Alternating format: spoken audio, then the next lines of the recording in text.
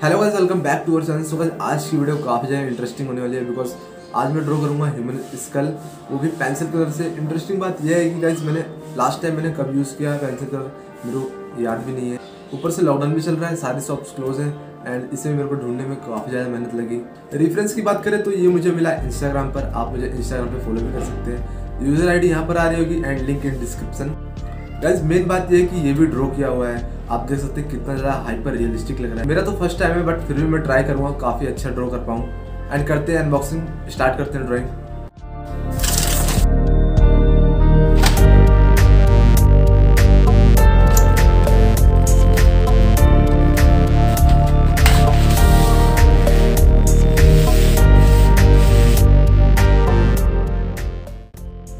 कुछ इस तरीके के दिख रहे हैं कलर्स।